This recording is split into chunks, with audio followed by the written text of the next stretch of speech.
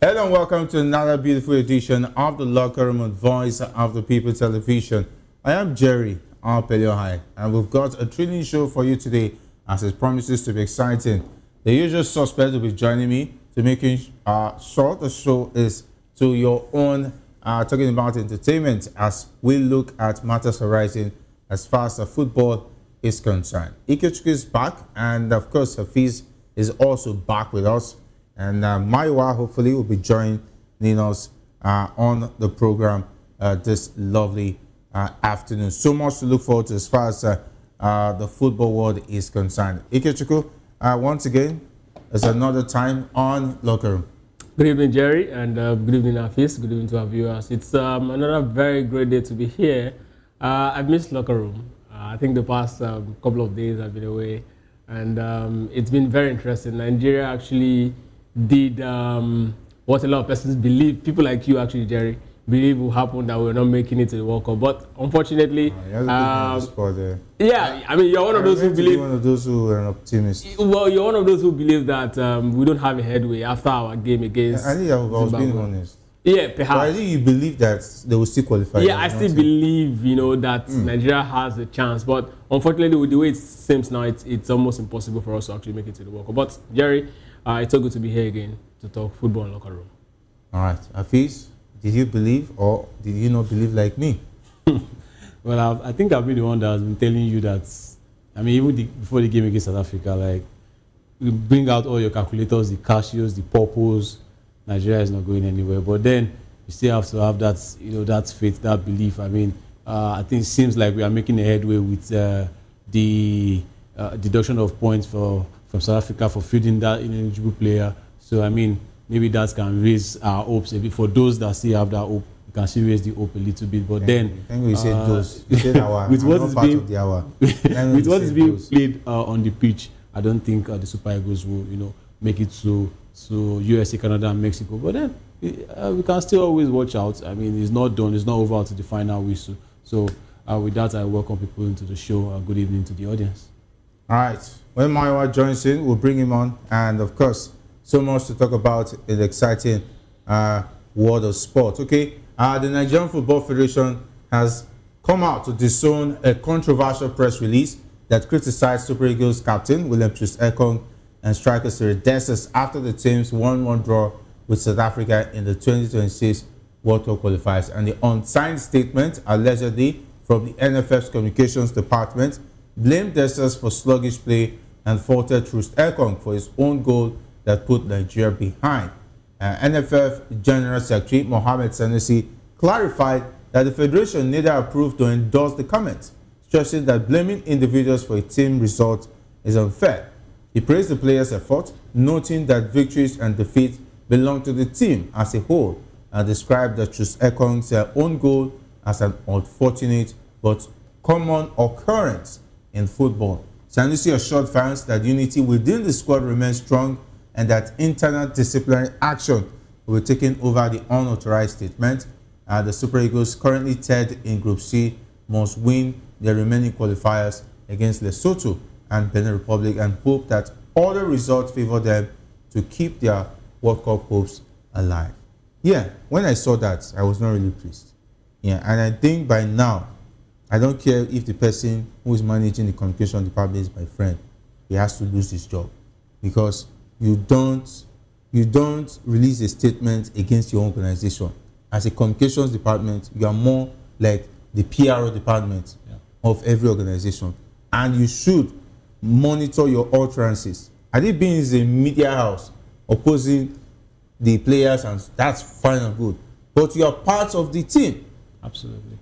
You communicate what happens in the team to the world, and you should not be the one raising fingers and pointing. Yes, we all saw what happened.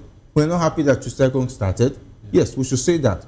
But coming from the communication department, I think somebody should be sacked. The NFF president should be handing his resignation by now. But unfortunately, that's not the case. They're able coming out to give us comment that we didn't sanction it. Who are you sacking? Are you sacking the entire communication department?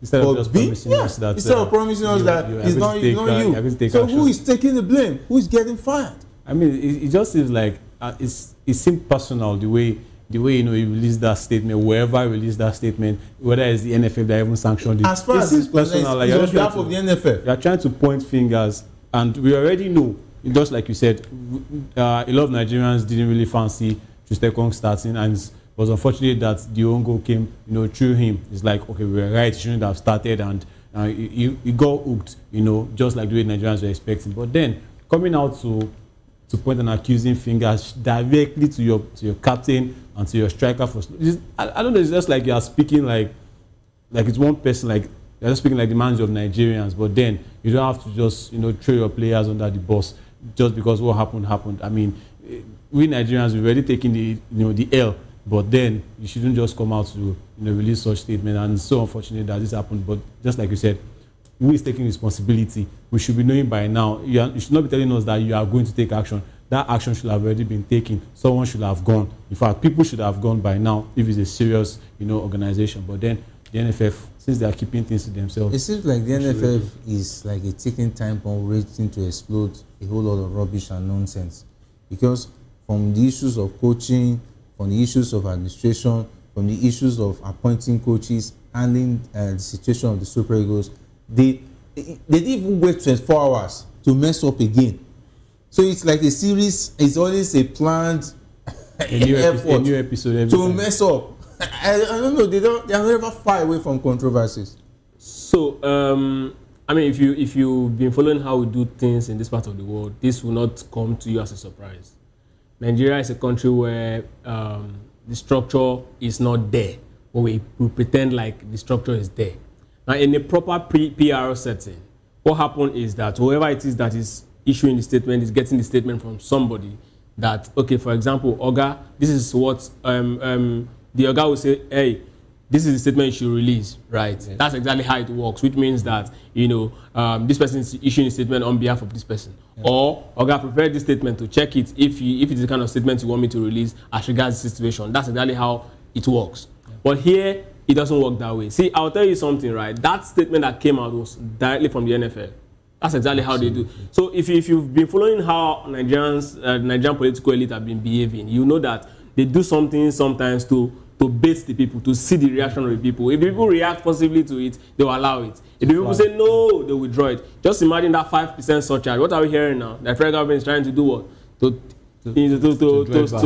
backpedal. That's exactly how they do. They throw these things out to see the reaction of the people. Yes, if Nigerians have rallied around the NFF statement saying Trustekong and Desas are actually supposed to not to be part of the Super Eagles again, they should be cancelled. You see that statement will remain official. But because the people say no, this shouldn't be for them. I mean, the NFF actually has a lot to be blamed. In fact, 90% of why we are in this mess is because of the NFF's inability to actually appoint a coach for the Super Eagles ever since Pasero left the job, and now we are having this particular problem. So you understand that it's just clickbaiting. They want to test the reaction of the pulse of the people, and the people have reacted negatively to it. That's why they withdraw. Now, for the question of if somebody is going to roll or there's going to be sanction, trust me, Jerry. Yes, you might hear that in the media that NFF is going to find somebody, but we are not going to hear the name of the person that's going to be fined. So as good as this particular case is as dead as dodo, we should just forget it and move on. Yes, it's so sad that it happened to Trustekong and Desas. I mean, people don't go, people make mistakes. We've seen top players in their prime even make silly errors that almost cost their team the game. Even in some cases, cost their team the game. Yeah. So it shouldn't be on him. It's unfortunate that it happened, but let's just move past it. The only good side in this whole thing is the fact that the NFF, how will I put it? When I say unashamedly came out to also debunk the rumor saying that this is not an official statement for them, at least to placate the boys. That's exactly what I think as regards this particular thing. Honestly, I really, really agree with what Ikechukwu has said, because I mean, we hardly see statements like this even from the NFF, after games. But for you to now bring it out, and just like he said, if Nigerians are stuck with it, because Nigerians didn't really want, Desas and Trustekong to start. So maybe they were thinking that, okay, when we release that statement, it's going to be like, oh yes, it's true, we didn't want them to play, and all of that. They are the ones responsible for, for us drawing that game, and we may not qualify. If we don't qualify for the World Cup, it's on them. But the reactions that they were expecting didn't come their way. So they had to put a statement out so that they won't look so, so embarrassed and ashamed. And then at the end of the day, they just drag more mud into their name. And it's just the Nigeria comedy series. And that's another episode from the NFF. And it's really bad. All right. It's quite a very, very difficult situation. Though the head of the communications department is supposed to be a friend. But what we see, we'll say it the way it is. And though I would have loved to bring him on the show, but I don't want to put him on the spot. No, that would be great. Everybody likes it. Olajire is in charge of the head of the communications department. And for me, I know him as somebody who is slow to speak, who calculates his actions before he takes them. And maybe somebody who is overzealous under him took that step. Behind of he saw the voice of Jacob Jerry. But it uneasy lies the head that wears the crown. Yes. Yeah. You should take responsibilities for whatever happens in your department as far as you're the head. And I think Ademola Olajire will have to do damage control if he doesn't lose his job, because definitely it looks like he's going to be there. He has been one of the oldest person in that circle. Yeah. And he should know better. And I believe whoever is responsible under his department would have been fired. But what happens to him? Anyway, I'll leave that to the NFL and Nigerians to see it the way it is. Definitely. We hope we get a result in time, but just like Kechuku said, would that even change anything? The damage has been done already, and we don't even know the statements that will come in our upcoming games. How Desas is going to feel, Tosengong is going to feel. Would they even want to receive call-ups anymore to come to the Super Eagles? I mean, that's already. This is how will I put it? It's an intentional statement. It's not as if whether it's authorized or unauthorized. It's an intentional statement. Even just starting Desas too. No, for me, I felt that it was an opportunity to expose him.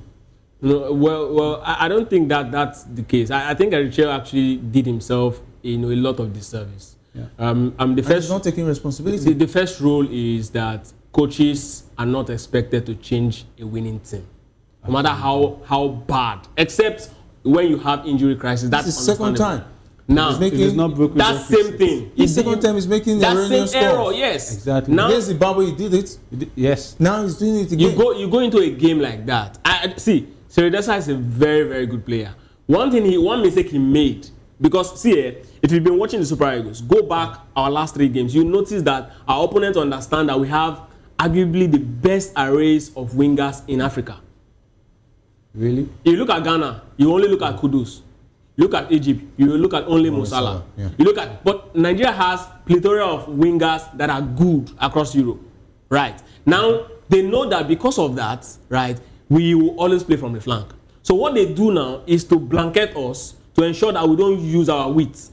Now, it is expected that the manager who understands his onions will definitely set up his team with his strength in the middle. So that when you probe a team right in the middle, opponent defense lines up like this, you probe a team right in the middle, you expect them to actually close up to actually ensure that they contain the pressure coming from the middle. And that exposes the rear. Then your players can actually come in. Twice, it happened against Zimbabwe. It happened against Rwanda. Erichel failed to learn any lesson in those 2 games.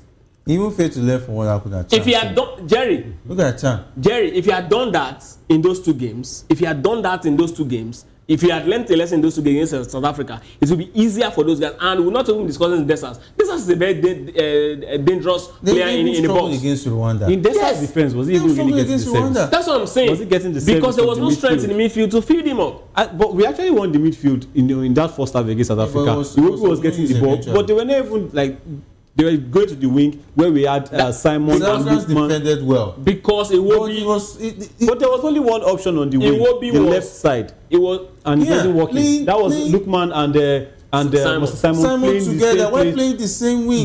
The one time the ball went to that right hand side where Osai Simon was there, that was where the goal came from. And since that time, the reason why he did that's what I'm saying, he did himself a lot of the service. The reason why he did that was because Carmen Bassi is not a fullback you expect to actually make those runs. Yes. So he actually cover up for Calvin Bassey by ensuring that Lukman drives into the middle and Moses Simon, make that movement to the byline. But what he should have done is to start Bruno Imechi. If you notice when Bruno Imechi came in, the game changed. Yes, there was because there was stability. Side, now yes. they start moving because now South Africa has a lot of work to do here. They also have a lot of work. See, if we had started someone like Uche Santos to actually push, or even Chukwueze, because there was talks about Chukwueze playing as a number 10. If he had started Chukwueze, all of that went exactly. If he had started Chukwueze there to push, to probe the heart of the South African defense, which I mean, for a team that is suffering the defensive crisis, it would have been easier for them to actually cave in under that huge pressure, and then force them to actually come help the guy. It's going to help those guys to actually run behind. That second half, we looked disinterested in that game. Like even when Chukwueze came on, the same old issues he has. He beats a man. That ball into the final third, it was still the same problem. Because it was just we were prepared to. They expected us to play a certain way, and we played that way. Yeah. That was the problem. There was no dynamism in the team. You should have known that they were going to watch that game against Rwanda, and they still did the same thing. Jerry, and expecting different results. This is on Eric Chell for me. The reason why NFF is not releasing a statement starting with Eric Chell. See, Jerry, let's talk about Eric Chell. Jerry, the reason why the Super Eagles of old, was deemed an enigma amongst African football at the point was because we don't just have ball winners in the middle. We don't just have ball passers, excellent ball passers in the midfield. We also have excellent ball carriers. The likes of JJ, the likes of Wilson Oruma, the likes of Christian Obodo, even Nwankwo Kanu, these guys can hold on, play, and drive to the heart of the opponent. Yes. So they force the opponent to play in the middle, and when they switch those balls to the flank, come on, the likes of Bangida and Finidi George, you cannot beat them. These guys are excellent ball crossers. Now you want to make me cry. No, Jerry, because the likes of Kanu Nwankwo are no longer available. It is what it is. Right, can even get people like that. Kanu Nwankwo's kind of talent. I mean, where can you find them? I see a bit of Kanu in Arokodare. That's if he beats on Arokodare is technically very, very good. His first touches, I mean, we cannot even argue. And somebody was arguing so that beautiful, he's a super sub. I think I disagree. If he does well as a super sub, fine. Osimhen is out. Start him. He should be the one to start. He has a good command of the 18-yard box. Yeah. He can even play outside the 18-yard box. How many strikers can hold their own outside the 18-yard box and command play and distribute passes successfully? The only thing that you should isolate a player like that. You should isolate a player. Desas is a finisher. Deadly finisher. Yes, a deadly finisher. See, the coach didn't play to Desas' strengths. That's the problem. See, top coaches in the world, no matter how inefficient a player appears, they play to your strength. Your strength, yes. Liverpool team under Rafael Benitez that had Fernando Torres. Yeah. That particular team, doesn't have the best pairs of legs in Europe at the point. But that Liverpool team, Torres was so deadly because they played to the strength of Torres, and that was the strength of Liverpool at that point. Yeah. That was the strength of Liverpool at that point. So if you see a team, you play to the strength of that team. And come on, this is not rocket science, but it's so unfortunate. I was one of those persons who really believe in Eric Chell because of what I saw him do in the last AFCON. On locker room from the beginning when Eric Chell's name popped up, I knew that we were in trouble. That means we are going settling for less. That's the truth. Honestly. Always going for the yes man. Yeah, we're settling for less. Yeah. Because Eric Chell definitely will never be an option of so many Nigerians who really know what's obtainable as far as the standard that is meant for the Super Eagles. Most Nigerians even just heard of him when we announced him as coach. Yeah, I remember. A lot of people didn't even know him at AFCON. Yeah, I remember him with the man who had water poured on his head. That was what we really remember him for in the Mali game. But if you watch that game, they took Cote d'Ivoire to. They took them to the cleaners. They played well, but then they were not just lucky. So when Nigeria, maybe when they watched that game again, they were like, "Oh, this guy can do something with our team." Wow. They said it's attack. I think that was a publicity. Not just that, actually. I think the game that sold Eric Chell was the game against South Africa. He defeated South Africa 2-0. Yeah. He outplayed South Africa. Yeah. Was the only man that has done that. Mali they were dangerous. That team was good. Very, very and good. He's a man who doesn't even... Do you know that team had Bissouma in his form, in his prime? Yes. Bissouma was something else, was a beast in the midfield. Mm-hmm. And we don't have such. And some of the players are even marketable now. I mean, Fenerbahce just signed their striker. So they have players that actually Jerry, I mean, it would be disrespect to even this crop of Super Eagles. The Malian teams, pound for pound, they don't have our quality. You will have to give it to Eric Chell. He did a good job in just completing. Right now. Anyway, Will Mali not beat us now? let's talking They have about, a better team, talking about the but not players. No. talking about Eric Chell. The Nigerian Football Federation has clarified that Eric Chell's job as Super Eagles coach is not immediately threatened, despite the 1-1 draw against South Africa in the World Cup qualifiers. And Nigeria fell behind after an own goal, but they said he was appointed in February to revive Nigeria's faltering campaign, and Chelsea has collected 8 points from a possible 12 and remains unbeaten.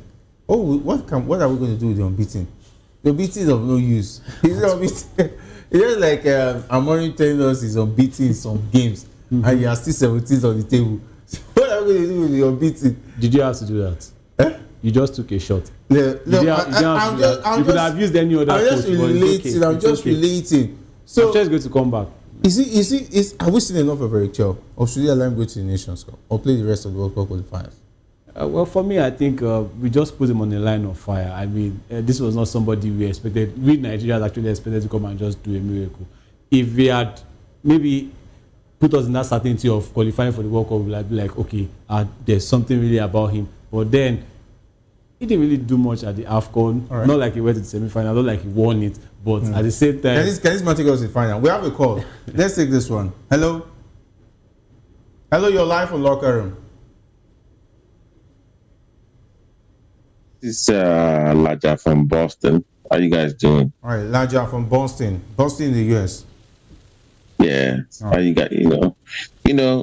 I live about 15 minutes from the stadium that here.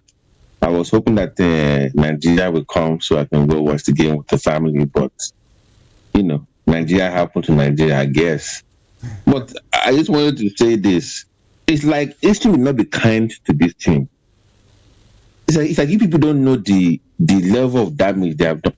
We have the reigning African footballer of the year, back to back. Do you know what that means to our football culture history? Tell me one country where you have back to back reigning footballer of the year and didn't make a World Cup. Tell me one. Not in the history of football have I had that before, where you have the reigning African footballer of the year and the previous one, and you cannot even qualify for the World Cup. So I don't care what Osimhen does in the Champions League. I don't give a damn. I don't care. You cannot be giving your heart and soul to all these clubs, and you come to your country and you lose. The passion is not there. I'm sorry. We like our foreign-born Nigerians. We love them, but enough of all this UK reject. I'm sorry. The only man that I remember that was foreign-born that gave his heart to Nigeria, that was like he had that spirit in him, was Peter Odewingie. He was like Nigeria to the core. All this one, they like, it's not that love of country is not there. I'm sorry, it's missing. You don't feel that. It's like if you watch football back in the day, you feel that even when they lose, you still see that spirit there. This one I just because maybe they tried to play for UK, they didn't pick them over there. Just here. And number two, please, we need to stop doing equity and fairness in the Super Eagles. Pick the best for the team. Enough of having we must have everybody from all parts of Nigeria. We don't care where you are from. Just pick the best for the team. Why was Ekong on that team? He had no business on that team, and you know that. We all do. The young man came in, I forgot his name. He did very well. Benjamin Ferdi. And we saw what he did. So why did they play him? Why? And this Ekong guy cost us game back to back. Back to back. Why? Yeah, that's the same But question. I'm telling you, history will not be kind to this team in the next. See, when they do that documentary, you will see how bad this team means to us. Thank you. All right, yeah, same thing we've been talking about every time, because take a look at the two games that is costing the Super Eagles. Ekong is the major culprit, and I've already said it. I think I said it was either after that match that this is Ekong's testimonial, as far as I'm concerned. Unless maybe he still has I don't know, maybe he has something on the NFL for Eric Chell. With a statement like that, he shouldn't even be coming back. Yeah, though, yeah, he has done well. He has paid his dues, but at the AFCON, I don't think Eric Chell will be the captain of this team. That is if this team is really looking forward to the next future. Yeah, Ekong has paid his dues. He has done well for the Super Eagles. Fine, well, and good. It should be based on your current form. I think we even talked about the form of Trustekong prior to this match. How many games has he played? You know? And he was just coming back from injury. He just played 1 or 2 games with the Saudi club side. And it was understandable benching him against Rwanda. And he's worked out. Benjamin Frederick did well. All of a sudden, Eric Chell woke up from the wrong side of the bed, changed the formation overnight in a crucial game. Yeah, I understand that you want to surprise the South Africans. Whoa, wow, the surprise was... We were the ones that were surprised. The South Africans were not surprised at all. They were even excited that we made things easier. So it makes me want to ask, maybe there's an agreement between the NFF and South Africa. Because there are some calls that were made in this World Cup qualifiers that makes you ask questions about logical reasoning. It's like you are planning to fail. You know, you're going to write an exam and you decide not to read, and you are going to the exam expecting to pass. More than is that possible? And you want to pass with an A, and you know you don't really take class, but because you know that at least I have an idea what they are going to ask, I should be able to pass. I used to be the best in it. The current African Footballer of the Year back to back came from Nigeria. It should, ordinarily we have the talent. I think with this, the fact that the NFL believe that we have the talent made them somehow like a Jessica.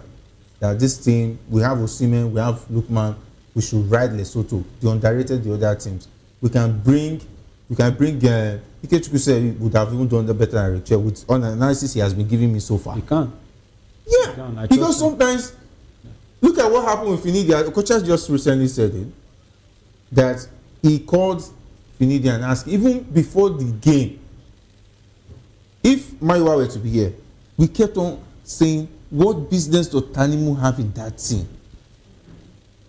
Tanimu, till tomorrow, history will not forget. And I will not forget how Tanimu defended like somebody who doesn't know how to play football. If they had brought one idiot from the NPFL, he would have done better. Playing the Tanzanian league. Someone that cannot cut it even in the 2nd division, in the 3rd division. Respect the Tanzanians. The Tanzanians came for us. So, starting Boniface, who failed back to back. You know, a lot of things were just planned to make sure that we did not do well. All right, we have another call. Hello. Yeah. Hello. Hello. Yeah, my name is Louis. Louis, great to have you join us. Yeah. Yeah, well, I think this is all why we're not going to walk up. First of all, I'm going to blame it on NFF. Like after Pesero stepped down as a Super Eagles coach, it took them a lot of time 8 months to get another coach, and then they employ Finidi. I think Finidi should not even be a coach for any academic team. In this modern day football, how can a coach come out and say you don't need information in football? I don't get it. The sackable offense. Why will you say you don't need information in football? And Pesero, I think Eric Chell is bad with defensive football, because I remember the last AFCON against semi-final against Ivory Coast. They were leading 1-0 with 10 against 11, and he could not even defend the match. Ivory Coast, they came from 1-0 down to won the match 2-1. And he did the same thing against Nigeria, Zimbabwe. Like, we were leading. Instead of you to put a defender, you took out Victor Osimhen and replaced it with Boniface. In 70-something minutes, just few minutes to go, you're supposed to put in a defender. The same thing that happened against South Africa. Nobody was expecting Ekong to start that match. I think the whole Nigeria, we were very happy with the way this guy played, Benjamin Frederick. Yeah. And Bassi cannot play the left back very well because he don't have the pace to go front and come back. Cost him his role at Rangers. Then you play a corner and you move Bassey to the left back. Like, Really sad. it's really, really bad. Like, I it's bad. I feel your pain, Louis. I feel your pain. We are on the same page as far as this one is concerned. Louis, where are you calling us from? Hello, Louis. I'm calling from Malaysia. All right. Thank you. We feel your pain. Thank you very much for your submission. We really appreciate that. Anyway, to even be fair, take a look at the fact that Victor Osimhen, who it looks like if there's no Victor Osimhen, did you notice? I mentioned it yesterday. I said if there's no Victor Osimhen, this team doesn't score. In the qualifiers, take a look at the World Cup qualifiers. Osimhen has only played, let me say, I started 2 or 3 games. He scored out 2 goals against Rwanda, right, in Kigali. Yeah. He did. And the game against Rwanda at home, he only managed to got injured. And left. Against South Africa. Most of our South African game home and away was not available. Most of our chances in that Rwanda game, before he went off, came through him. So it's just like we were playing for him. Victor Osimhen, just for him. There was no option in the World Cup qualifiers. For Victor Boniface, I don't know. No. Anyway, it's a no for me. They kept on fielding him in crucial World Cup qualifiers when they knew he was failing. They kept on playing Tanimu. Under Finidi said he doesn't need names to play football. You have an issue with Tanimu. That Tanimu is paying you. The Tanimu paid me. I was so mad. I was pissed. Like, who is this Tanimu? Who is sponsoring him? He was this bad. And you could see that game, Kavi Bassey was struggling. Shemi Ajayi was not available against Benin Republic. The game was lost. Yeah. And since then, it's just been cut and nail. Nailing the team as if the team was not good enough.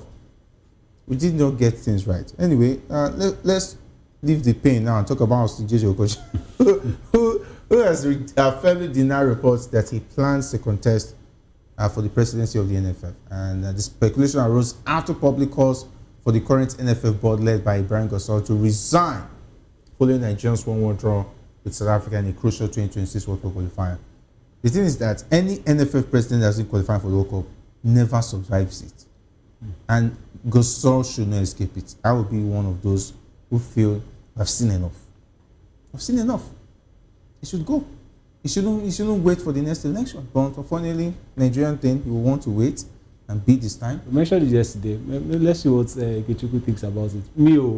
He should have gone by now.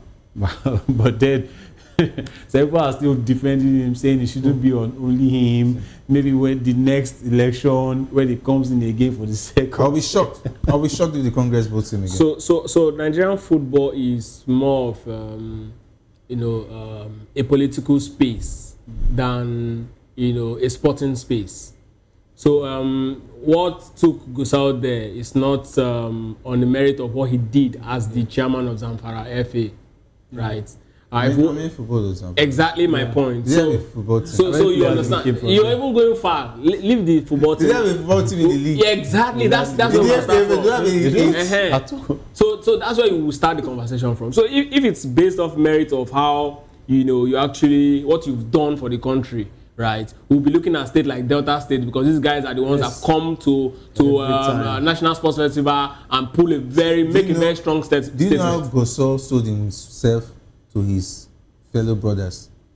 It's just that he looks good on suit and he's good on picture. That is all. And he's a fine boy. Jerry.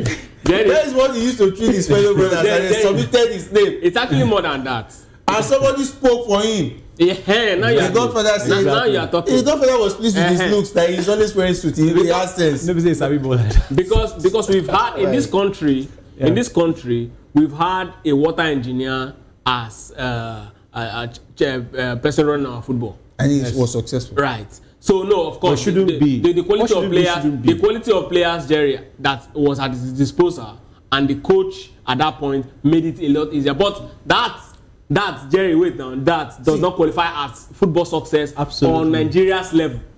We know, you and I know that thing we called successful at that point does not qualify as successful. Yes. The thing is that, as bad as it was at that point. You might not know a lot, But the fact that you're able to manage what you have and make it successful. How can you manage what you have when you don't know what you have? But we are past that time of even managing. Jerry, see, you need to know what you have for you to Before be able to manage it. Yes. For example, you don't know at all. If they explain Nigeria for you, you understand. That means they didn't explain Nigeria to you. Because they're explaining something else. Because the truth is, you cannot tell me that you deal in a particular kind of you are a pharmacist, and then someone is saying they want to buy this they need this kind of drug that does XYZ, and you are administering something else. That means you don't even know what you have. Exactly. So at this point, people running our football don't even know. Whoa, I bet you, Jerry, forget the fact that we're having this conversation here. Many of these guys don't even understand the quality of the players we have. Seeing them on TV is not even enough for them. They don't understand. Yes, it is that the understanding they want to have. It's not like they may not know that this team is good. They should manage it well. The only understanding they have is how to make the resources available. The dollars that will be coming out from qualification, from all of this. Jerry, it is even because they are not what they will make. Because they just feel like, okay, we know the names. You guys should go and play, but we know the returns we are going to. No, they're even short-sighted. You know why? They are so short-sighted that they don't know that if these guys go to the World Cup, they will make more money. Because the thing is this. I think they know Ikechukwu. I think no, they don't. I think they know. They know the money they are going to make. But the thing is that it's just like you give a mechanic to fix your table for you. It's only after the money is going to make from fixing that table. He doesn't care whether he's good enough to make that table. Jerry, he's only interested. Is it just to nail it? Jerry, I will nail it now, and this guy will pay me. Jerry, that's how the NFF is. No, Jerry, what they know is if we qualify for World Cup, they are going to give us, for example, they are going to give us $1,000. That's what they know. They don't know that if you make it to the World Cup, the group stage, your players, no, not even that, your players will be marketable. Yes. People want to come, invest in your football, and that will put more money in your pocket. See, they know that. They don't, Jerry. See, they're only waiting for immediate returns. They don't want long returns. That's what I'm saying. The immediate returns, they are short-sighted. They are short-sighted, actually. Jerry. Why may I just feel like they know is that maybe they just feel like, okay, even without bringing some particular names, with the names we currently have, you guys should be able to make it to the World Cup. They should be Rwanda now. So with South Africa, we can beat them. I have the same question. I won't lie. I'm like, even without the NFF and the world-class coach, I mean, look at these players now. Can't they negotiate less? No. See, it's not. See, on the quality of ways better than us. Players also have a blame. We are not. I agree. We can look at the players, but the truth is, we should not play into the hands of the NFF. We don't have a structure. Jerry, the quality of players England has today, it's not as awesome as they had it in the days of Gerrard, Rooney, and co. But this generation got to back-to-back Euro finals. Who do you blame? The truth is that the structure England has in place today has made that possible. Who do you now blame? For instance, where Finidi decides to be dragging jersey with players. That is where Who do you now blame? Who do you now blame? Who do you now blame? He invites Lookman. Invite Omar Sadiq, invite some certain players to the team. He benches them in 2 crucial friendlies prior to the game against Benin Republic. Jerry, that also is part of the failure of the system. If you throw. And Luis was talking about when he said that you don't need formation. Good formation. I was there at a cool hotel. Not that they told Jerry Apelio. I was there. We went to the VOP TV team. I was sitting in the front row. I even asked him the question. What was the question I asked him? I asked him, what is your long-term plan for the team? He said he said his long-term plan that he's not afraid. He's going to win the AFCON. What is your plan? That was what he asked you. What do you want to do? When I asked him, this was the question. This was the answer he gave me. He said his plan is not afraid, is to go one step further and win the next AFCON. This AFCON we are going to now, he said he's going to win it. And they asked him the question, what plan and the formation? He said it's just to play the ball. You don't need any formation to win football. That is all vibes on vibes. So Jerry, now that because they've seen the players as these guys. They can do it. You don't need to tell them. Just put them there and win. That alone is an indictment on the NFL, on our football. Because if a man of that character can actually lead the most successful side in the Nigerian league in Eimba, it says a lot. See, have you watched the FPFL? No, Jerry. No, Have you seen Mbappe? Oh my No, God! what See, Have you you will cry. no. See, you will cry. See, you will like, what is it? This football. Now you'll be crying. Now he's with another very top side in Rivers United. But I want to ask you a question. Why is it that our NPFL players are not as marketable they used to be back in the days? I want to even ask a question. Should we They are keep struggling for trials in Tanzania League. Should we keep clamoring for home-based coaches? Because I mean, we gave Finidi a chance.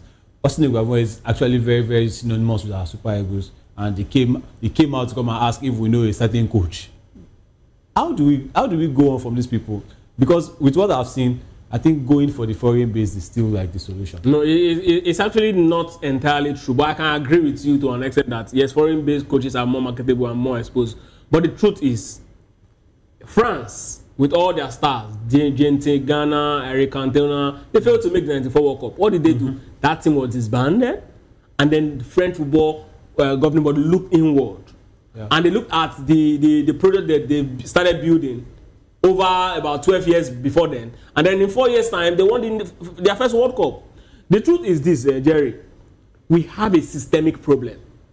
And there's one thing I know, that if a system is not... Okay, let me even ask this. If I give you clean water through a dirty cup, will you drink? The thing is that... Answer. See, we have beautiful so people. that's the problem. We have a systemic problem. We need to clean our system. The NFL has a technical department. I thought that we will have an NFL president who will meet people who are successful like Michael Emenalo. What he's doing exactly. Look at what he's doing with Saudi Arabia. Yeah. Let him just come and create our league. Single-handedly running the Saudi league and running Saudi football. Saudi has hosted the World Cup. They are doing well football-wise. With Chelsea. Yeah. See what he did with Chelsea. See what he went did to with Monaco. Chelsea. He made Monaco marketable as well.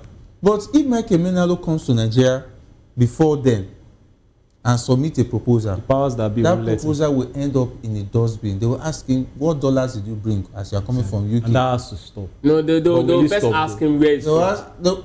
They know that he has been with the Super Eagles. They know him. No, not the one. They will ask him, what did you bring for us? They will first tell him the slot is not from for the South this time around. He doesn't even need to run for NFL. If he brings a paper and says, this paper, you guys should work with it. It will better Nigerian football. They will say, oh, there's no money on top of this file. What is our role? The truth is, if you create a document, a working document, in this case, that's going to change the system, you have to be at the heart of that document to make it see the light of day. Thank you very much. And who is going to allow Emenalo sit at the heart of that document? Let me now give you a story. They won't allow him. Let me give you a short story. If I call, you know Nick Bide now. He took Nigeria to the World Cup in 2002, right? 2002, yes. You know he was the head of the technical department. What Eguavoen is today. Of the NFF. And you know the technical department is supposed to create a football style, a football show that both the under-17, the female team will work with. This man said he wrote papers. If I call Nick Bide now that I should come on this show and he will ask me, Jerry, what are you going to talk about? Nigeria football. You say, Jerry, leave me out of it. I can no longer talk about Nigerian football because when I was the technical director, I made a lot of suggestions, but none was followed. Because it's not good. It's not profitable. It wasn't profitable for them at that point. All right, we have a caller. Let's take one more call before we wrap it up. Hello, you're welcome. Good morning, good morning, good afternoon. Yes, great to have you. It's almost 12 here. Yeah, this is Tauri from Chicago. Tauri, great to have you. I've been watching you guys since yesterday, since 3 days ago. I just decided not to call, but I mean, you guys are. I'm sorry, because I mean, I know you guys know I'm passionate with this round leather. You know, I love it. It's what I know how to do. It's what I know what to do. You know, but you know what? Let's call it spade a spade. But lie to lie, our NFL, we should let them go. We don't have to be. And no, I was listening yesterday with one coach that you guys bring yesterday. That's the reason why I don't want to call yesterday, because if I call, I'm going to cuss him out. He was still saying, no, what are you talking about? This is not a record science. It's been written on the wall. They are not doing their. No, let me tell you guys something. If we from Century, with a lot of journalists that's in Nigeria, let's put hands together to pursue these people. That's the only thing we can survive. That's the only thing our football can survive. Shoyolof Jano was there. He can manage our soccer. If you guys don't know, the same way now that you just say, I know a lot of them like that in the Western world. I mean, those people that I'm calling, they already play for Nigeria, and then they are not born from Europe. They are born from Nigeria. All these people that are there, they don't know what to do. I keep on saying that we don't know. Before players, they have their own part.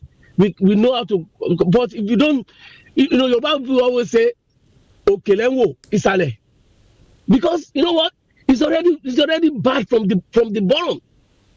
I mean, if you guys know what we can do, all the journalists, I beg of you guys, let's pursue all these people. They don't know. We still going to see more damages if they don't go. That's the honest. Because right here that I'm sitting now, it's almost I'm crying like. I'm telling my wife. People telling me that we already tell you Nigeria can't make it. People calling me like that's. I'm like I'm just like because of all the players that we have.